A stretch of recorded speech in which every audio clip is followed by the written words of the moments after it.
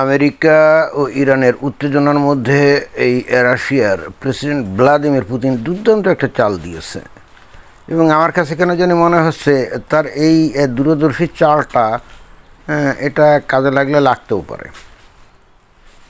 তো কি সেই চাল? সেটা হলো যে কারণে ইরানের ইউরেনিয়াম নিতে চায় রাশিয়া, মানে অন্য কথায় এই ভ্লাদিমির পুতিন প্রস্তাব দিয়েছে সোকে যখন পৃথিবীর কোনো দেশই চায় না, মানে পশ্চিমের দেশগুলো চায় না যে রাশিয়া পারমাণবিক বোমার অধিকারী হোক, তো তারা যে 400-450 কেজি যে ইউরেনিয়াম তারা যে এনরিচমেন্ট করছে প্রায় 60%, তাহলে সেই ইউরেনিয়ামগুলো আমাদের জিম্মায় থাকুক, অর্থাৎ রাশিয়ার জিম্মায় থাকুক।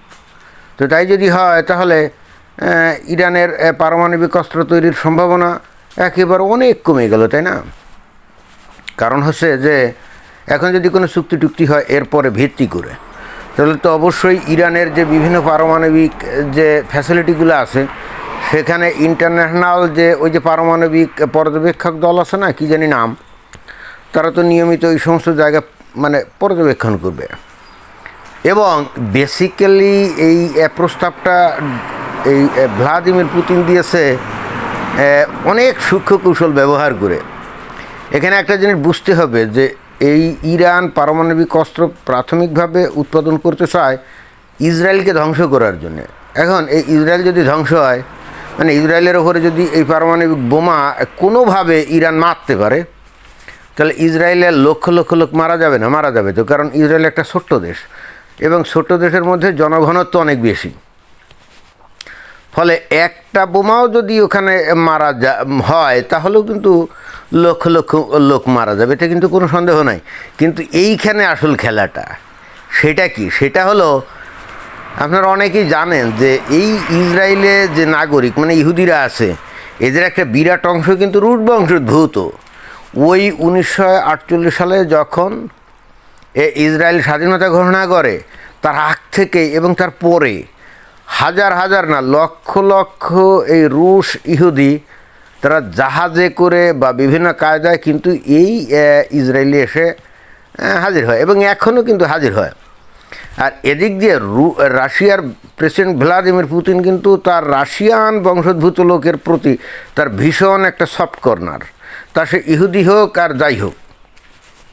এখন রাশিয়ার বংশোদ্ভূত এবং তারা রাশিয়ান ভাষাও বলে, তো তারা তো ইসরায়েলে এসে ব্যাপকভাবে বসতি স্থাপন করেছে। তো তার প্রতি তো এই ভ্লাদিমির পুতিনের একটা টান আছে, সে তো অবশ্যই চায় না যে এই রুশ বংশোদ্ভূত মানুষগুলো ওই ইরানের পরমাণু অস্ত্রের দ্বারা ধ্বংস হয়ে যাক বা মারা যাক, এটা তো চায় না।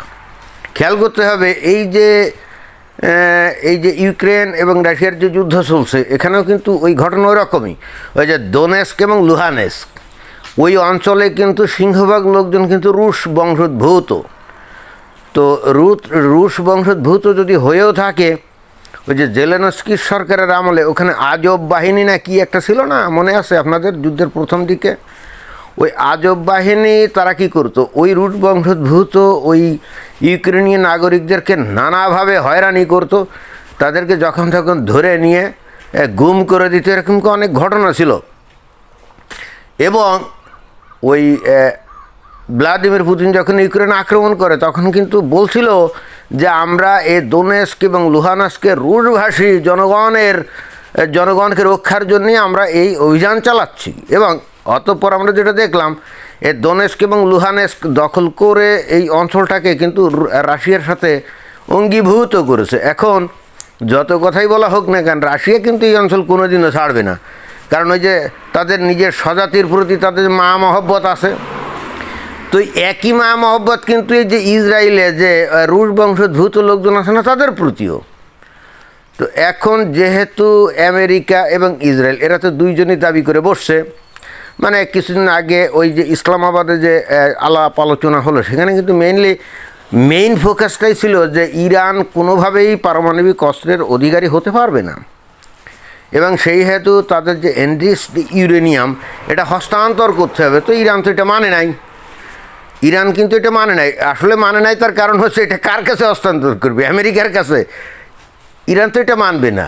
কিন্তু রাশিয়া তো ইরানের একটা বন্ধু রাষ্ট্র, রাইট? তো এখন যেহেতু এই আলাপ আলোচনাটা কিন্তু ওখানে বন্ধ হয়ে গেছিলো, এবং আসলে অন্য কোনো এখানে আর ইস্যুই নেই, এই জাস্ট এই একটা ইস্যু যদি এখানে নিষ্পত্তি হয় না, ওই হরমুজ প্রণালীর সব জাহাজ দেখবেন যে জাস্ট কোনো সমস্যা টমস্যা নেই। জাস্ট এইটা কিন্তু সবচেয়ে গুরুত্বপূর্ণ ইস্যু, যে কোনোভাবেই ইরানকে এখানে পারমাণবিক অস্ত্রের অধিকারী হতে দেওয়া যাবে না। এবং এটা এই যে ভ্লাদিমির পুতিন যে প্রস্তাব দিল, এটা একটা বহুমুখী একটা প্রস্তাব। সেটা কি, এখানে যে খালি ইসরায়েলি যে মানে হুমকির মুখে তা না, ইরানের শত্রু তো ভাই এই যে আরব দেশগুলাও, যারা নাকি সুন্নি মতাবলম্বী মুসলমান, তাই না? সৌদি আরব, কুয়েত, কাতার, আবুধাবি, দুবাই। একবার চিন্তা করে দেখেন যে